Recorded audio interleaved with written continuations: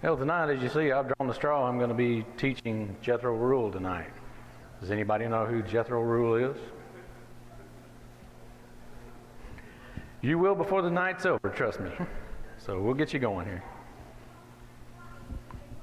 Jethro Reuel. In some cases, he's known by two different names. Sometimes he's known by Jethro, sometimes he's known by Reuel. But the Bible scholars have determined that basically it's the same person. So,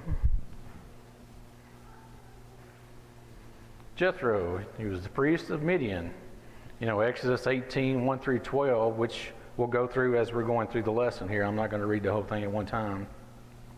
It says, intro, when Moses fled for his life from Egypt, why was he fleeing from Egypt? Anybody got any ideas?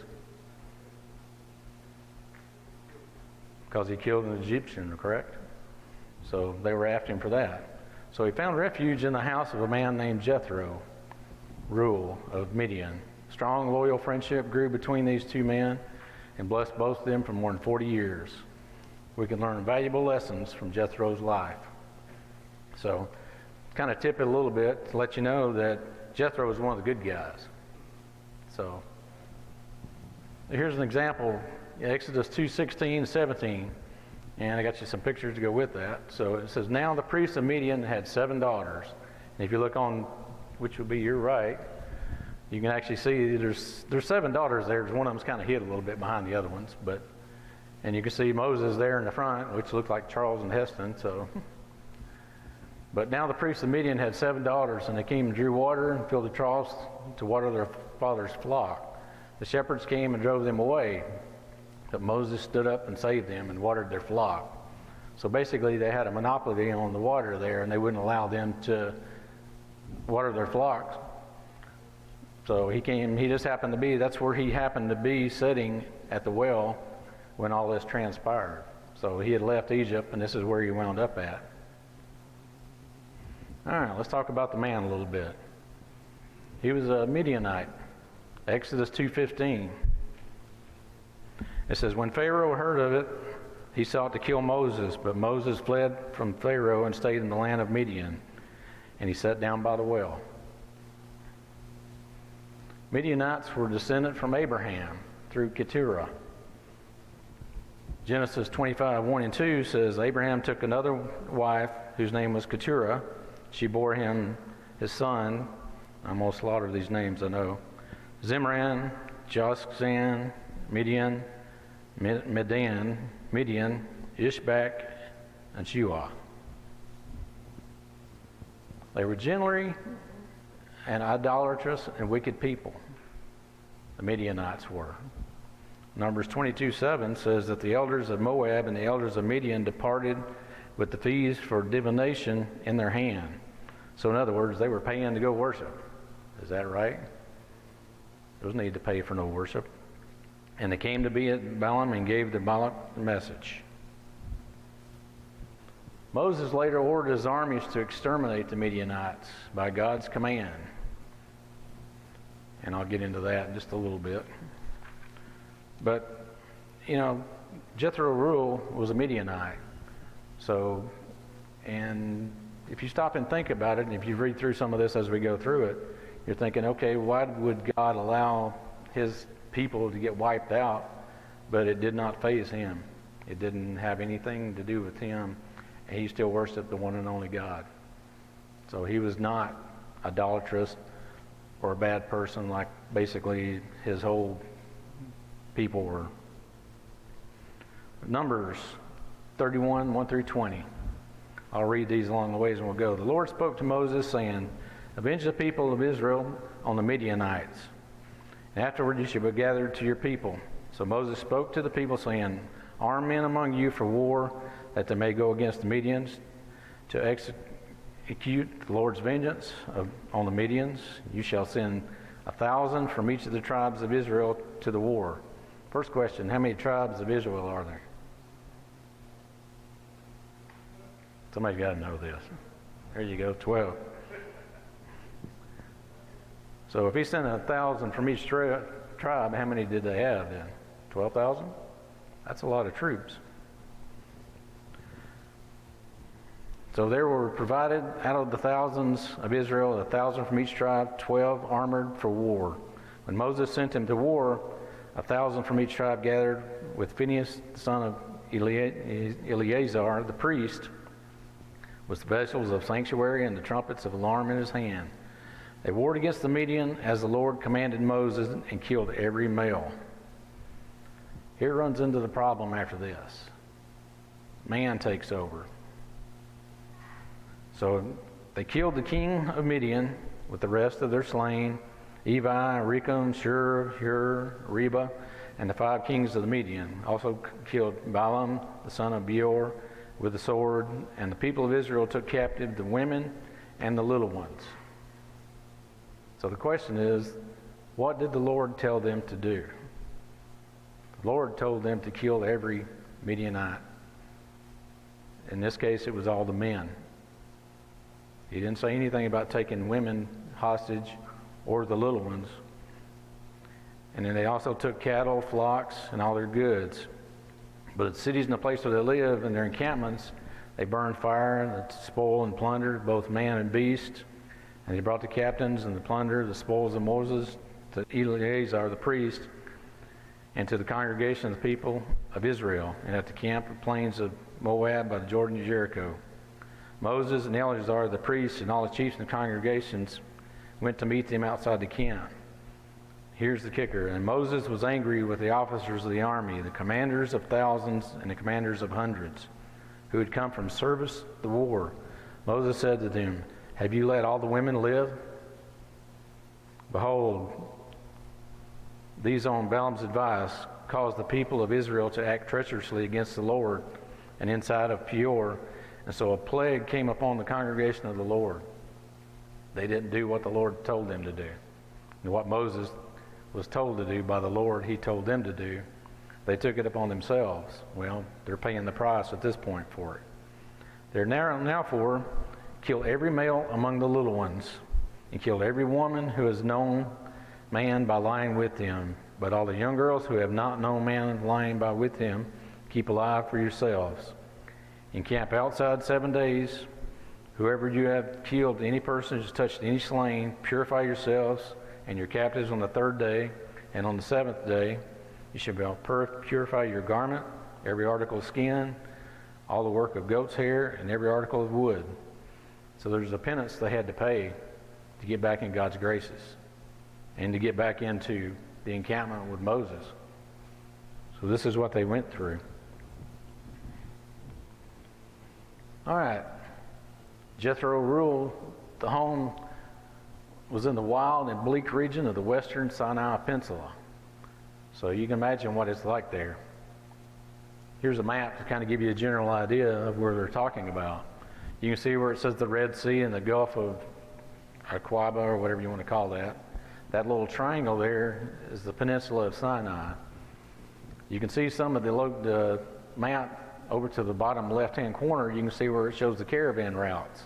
Which way did the caravan routes go? Straight from point A to point B, right? All right, journey of the Israelites through the wilderness. Which way did the red dashed line go? Any way and every way. For 40 years, guess which way they went? All over the place. So if you look at the small map over here on the little side, you see over here on the left-hand side is Egypt, because you can see Cairo up there. You see the Sinai Peninsula. Up kind of to the top right-hand corner, you see Israel, Jordan, and which would be Saudi Arabia, where the land of Midian is. So Mount Sinai is down at the bottom here, Mount Horeb, where Moses wound up picking up the 10 Commandments at. And if you go up to the top right-hand corner, you see a very corner up there, you see it says Mount Nebo. That'll be significant here in a little bit, and I'll explain to you why when we get there. But the land of milk and honey is basically up in this upper right-hand corner that they were trying to strive to get to. So you can see as they started out, they went down and around and over here and back. So obviously they had a GPS where they were going. It's pretty obvious. You can see by that. All right, some more about the man. Let's talk about the Midians were a Bedouin tent-dwelling people. Anybody have a clue what a Bedouin is? Yes, ma'am? Oh, I thought you had it. Here's what Bedouin means. The word Bedouin roughly means those who wander. So basically they were a nomadic tribe of people. It comes from the root word of Bedou, which means wanderer or nomad. Bedouin people generally do not refer to themselves as Bedouin. They're called that by more settled people. But you can see how they live their lives, you know. They have camels, they live in tents, they herd their flocks wherever they wind up finding whatever they can find for sustenance, for food, water. All right. What was his occupation? What was Jethro Reuel's occupation? He was a shepherd. You know, you saw the previous slide showed, and that's what he did. And you know, even one going back to where Moses was at the well, what were the 7 daughters of his doing? They were watering the flock. So he was a shepherd. His name, Jethro, basically it translates to his excellence. And Reuel, friend of God. I mean, how much better could you be if you were Jethro Reuel?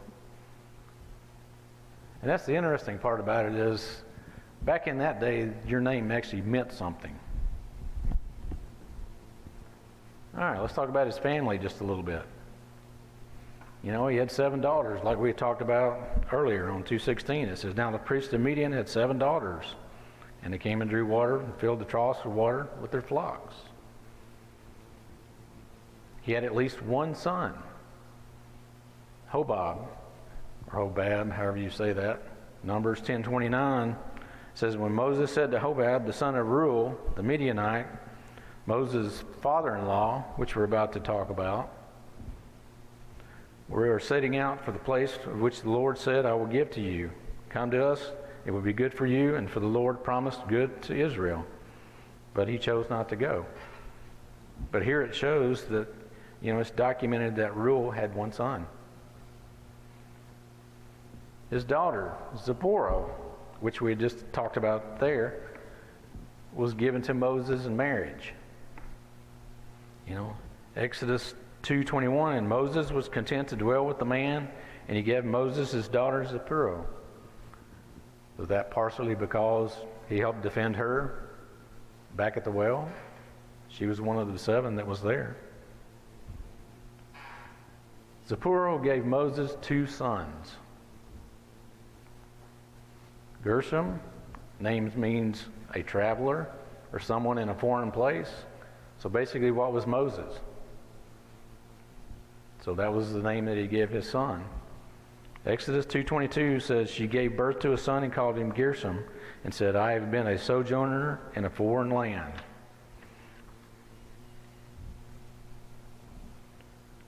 And his other son, Eleazar, name means God is my, it says God is my help.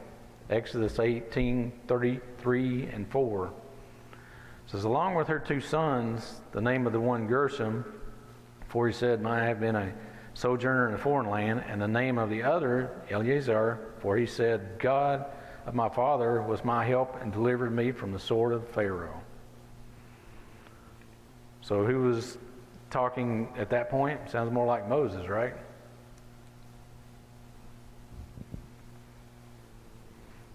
Here's an example of what Zipporah, she was a Cushite woman, which I know Ron had talked about when he did Aaron. He said that that's what, you know, you see what her name means. Her name means either beauty or a bird. I don't know how they wound up knowing one or the other. But she was given to Jethro, given to Moses by Jethro, partly because he defended Jethro's daughters at the well. Obviously, they hit it off very well. She referred to as a beautiful, dark-skinned woman. She was very kind and fiercely loyal to Moses. In some cases, I did some research on it, and they thought she might have been Ethiopian.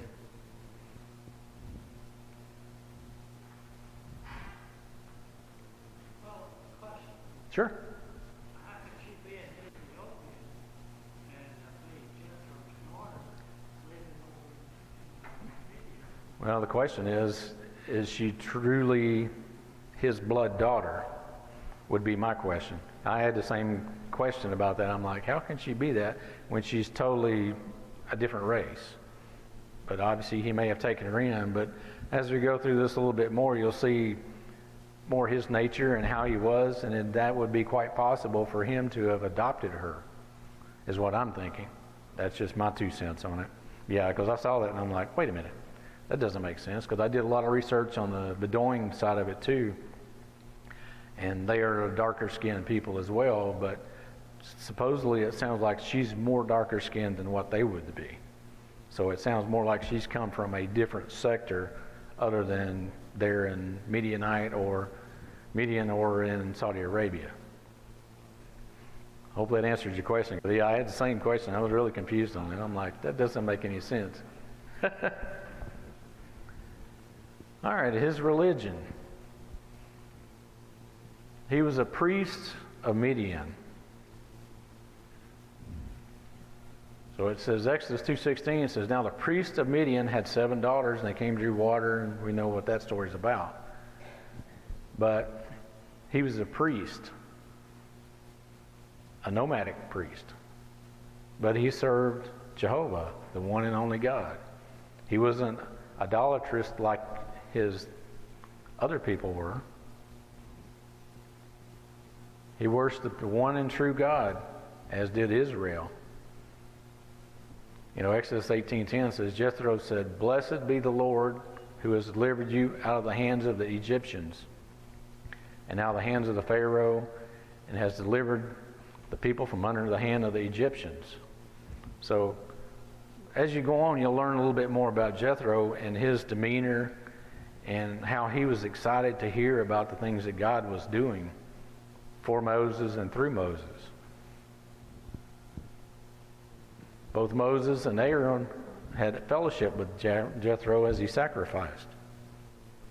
So stop and think about this. Jethro was a priest of Midian, and he served the one and true God just like Israel did. In that day and time, being in the Old Testament, it had to be difficult to be a Christian. You know, there was a lot of things you had to do. You had to dot a lot of I's, and sacrifice was part of it then too. For him to be that loyal, he must have really been something else.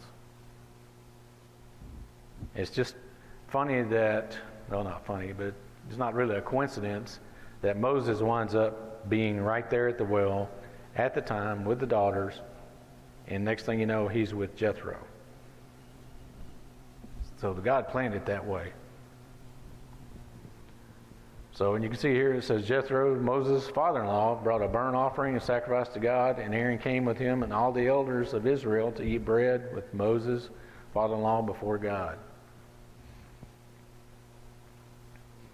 All right, qualities that made Jethro great. Here's the things that really start to get interesting. It says he held fast to the true worship of the one God in the midst of the crooked and perverse generation. Could we take and say that same exact thing in this day and age? It's like rinse and repeat. It's the same thing over and over. The Bible never grows stale if you stop and think about it. Everything you read in the Bible holds true back then as well as it holds true today. While the other Midianites and neighboring tribes went into idolatry and immorality, he and his house served Jehovah. So with all that going on around, with all that noise and everything else, it would have been very easy for him being a nomadic priest to go off into this without any problem at all. He maintained the worship of God as a priest. That's the part that really blows my mind, that he was able to do that with everything that he had going on. But again, Moses was directed toward him for a reason. And the other thing was, he was anxious to hear what God had done. Exodus 18:8-9 said, Then Moses told his father-in-law all that the Lord had done to the Pharaoh and the Egyptians for Israel's sake, all the hardship that had come upon them in the way and how the Lord had delivered them. And Jethro rejoiced, for all the good that the Lord had done for Israel, and he delivered them out of the hands of the Egyptians. So he was always excited to hear what was going on with Moses and the things that God was doing. He was a hospitable home. Obviously, he had to be if he had Moses there for 40 years, right? He was kind and sympathetic to a man in need. So what was Moses? A man in need. He was in dire need. He was in a foreign country with nobody around he knew. Yet this man took him in, sheltered him, gave him a home, fed him, clothed him, even gave him a wife. All right, he was trusting and helpful to a stranger. That's pretty obvious. Moses technically was an Egyptian for a while, and then he became, he was actually Israel. So 1 Peter 4:9 says, using hospitality one to another without murmuring. All right, how many of us murmur? Somebody asks us to do something. Well, it takes us out of what we were working on or what we were doing. I know I'm guilty of it, so I'll be the first one to say. But obviously, in this case, Jethro wasn't.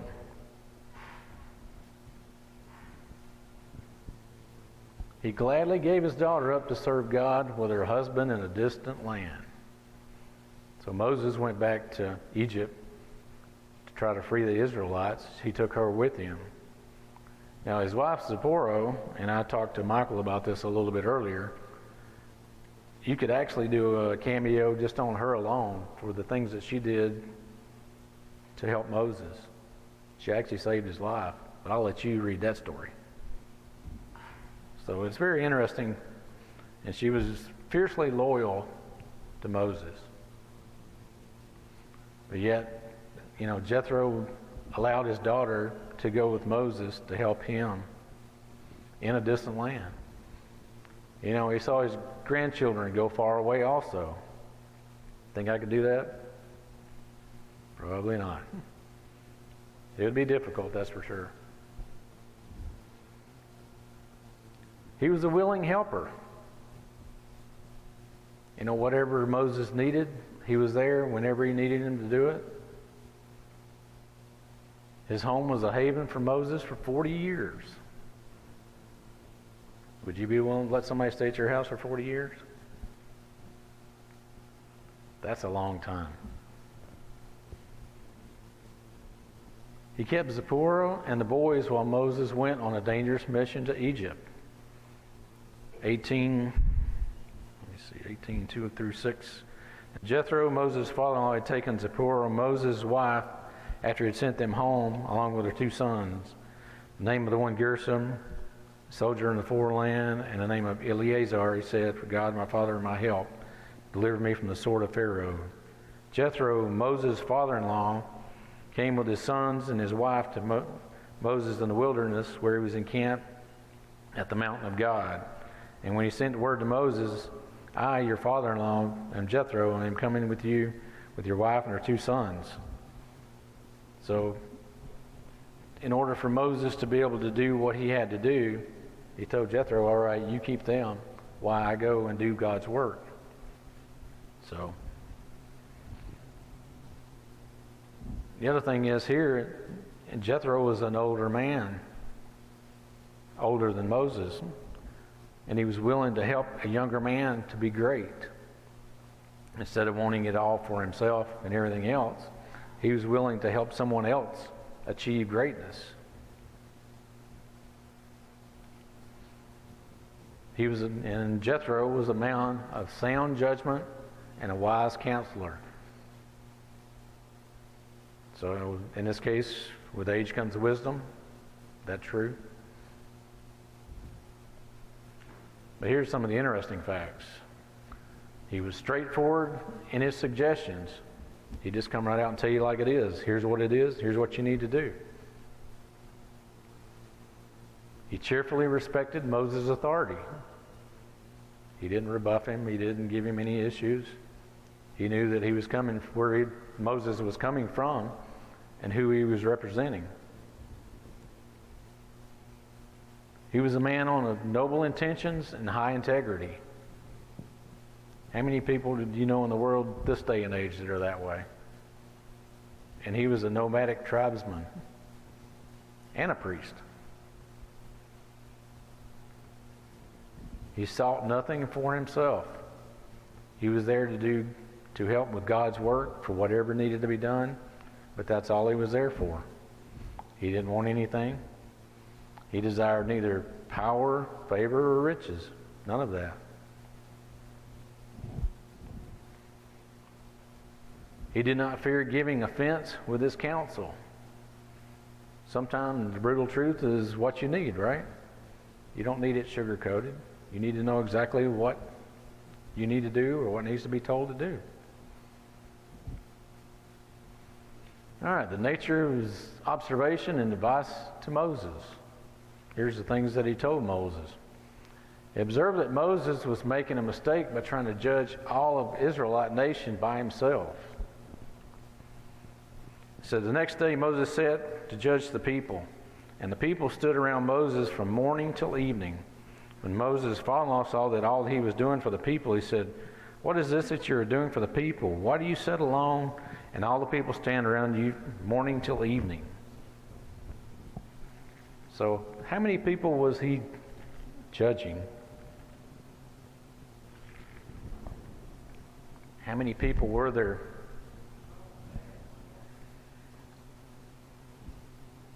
Yep, actually, and I'll explain a little bit more about that. According to what I've been able to read on it, there was anywhere from about 2.4 million Israelites. So you imagine if you've got Moses sitting up here, and this place is full, and there's people lined out all the way to downtown, waiting for you to judge for them, all day long. Do you think that would wear you out? Pretty much. So Moses' single-handed leadership had 4 flaws. So Moses was trying to do everything for all of them. Since he was the one that brought them out of bondage and slavery, I guess he felt responsible and thought he had to do all this. Well, we'll see a little differently here in a minute. And like we talked about, Moses would soon wear himself out. 18:18 says, you and the people will you certainly wear yourself out, for the thing is too heavy for you. You're not able to do alone. He said he could not do an adequate job of judging, which penalized the people.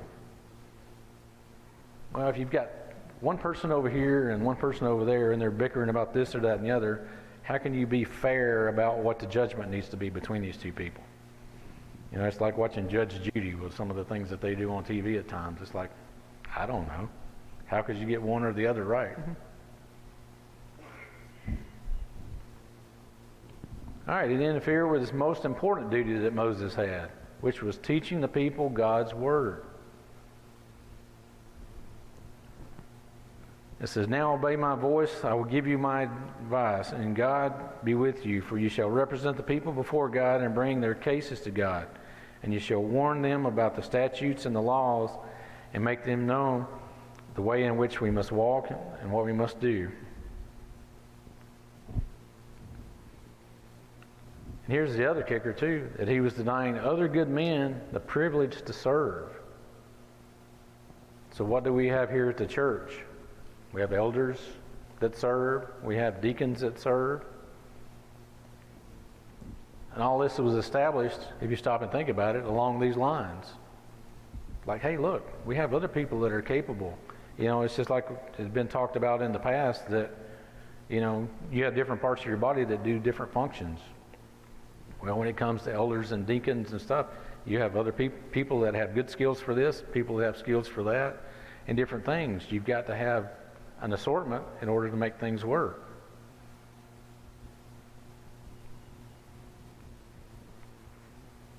All right, God allowed Moses to accept Jethro's recommendation and integrate it into the government of the Israelite nation. So if you stop and think about what Jethro had to say, he was the one that basically set all this in motion and established it for what the Israelites needed to run their nation and get things going. He knew Moses couldn't do it all. And he's over here on the side watching Moses, and he sees, he's like, look, there's no way you can do all this by yourself. You need help. Interesting facts.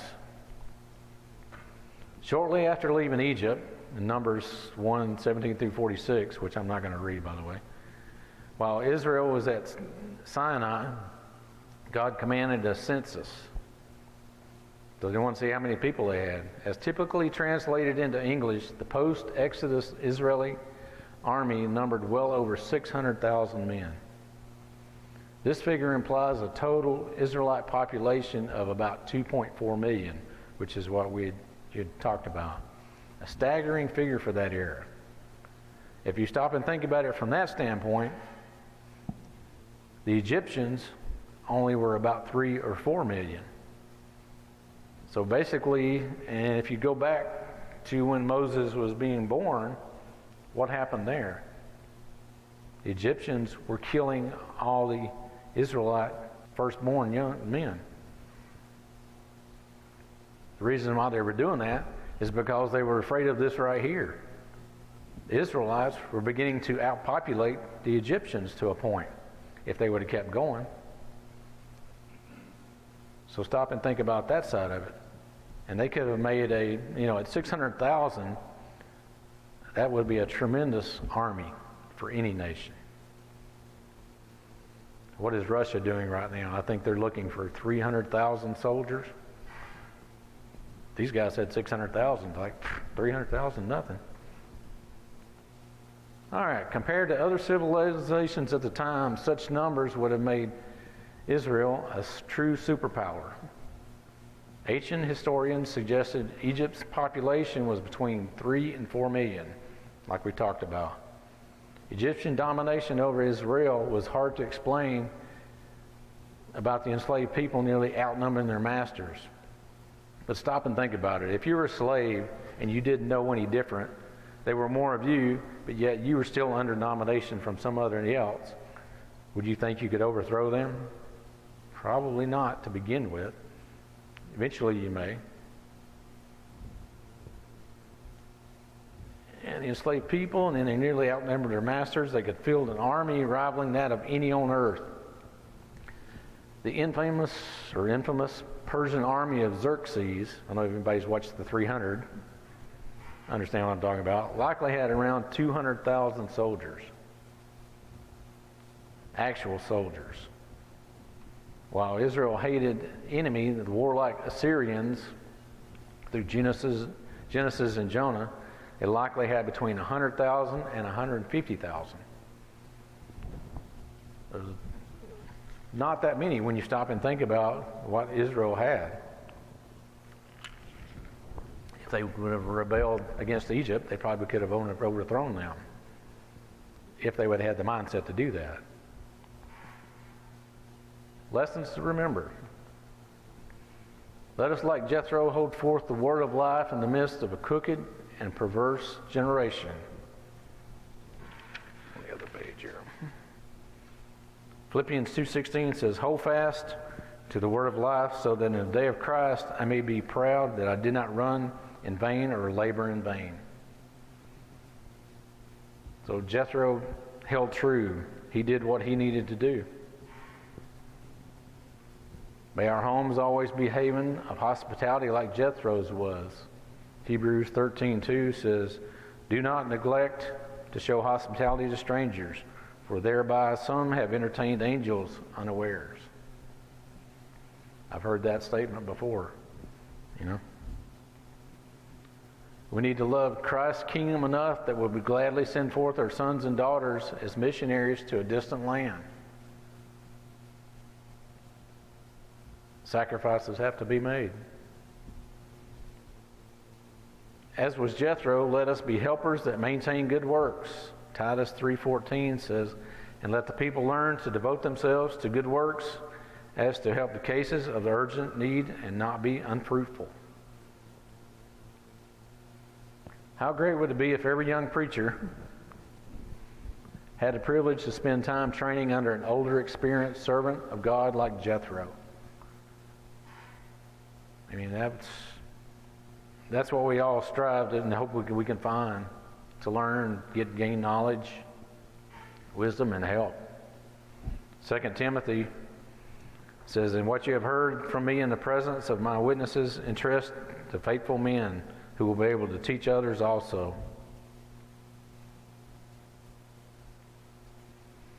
Today the church needs men of wisdom like Jethro. Proverbs 11:14 says, "Where there's no wise guidance, is there people faileth." That's true, isn't it? So if we didn't have any elders at all right now, they were gone, what would we be doing? Probably floundering, looking, trying to figure out what to do. The question would be, would we find what we're looking for? Would we be doing what God's will would be? I mean, look at the people of Israel. What happened to them when Moses was gone for 40 days? They lost everything. They had no clue. Next thing you know, they're making a golden calf, worshiping that. Elders today should heed the advice of Jethro and delegate the work of the church to godly men so that it can be properly done. There you go. There's an example. And that's what we do here. You know, we have elders that delegate things out to the deacons, and the deacons take care of the projects and the things that need to be done. And all this came to be, if you stop and think, what Jethro has done, what he started out doing. Remember that God had righteous souls among the Gentiles, and as well as Israel. Both were alike, justified by faith in the obedience to the law, and they were under. Romans 3:29, "Or is God the Jews only, that he is not the God of the Gentiles also?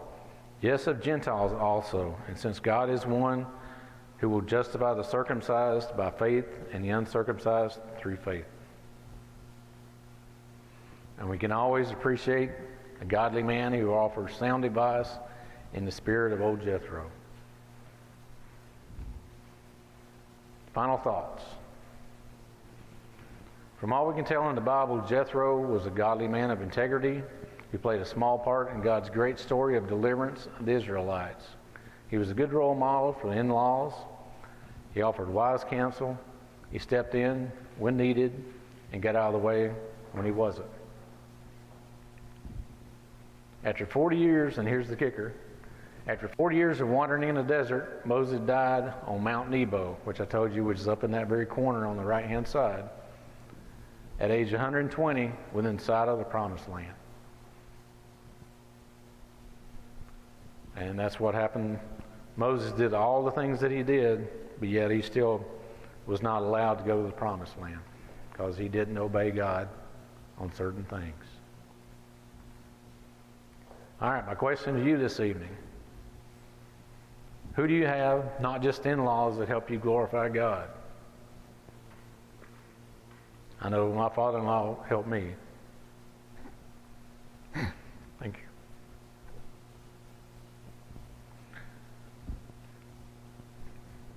And next week will be Jason Rucker. He'll be teaching about Job.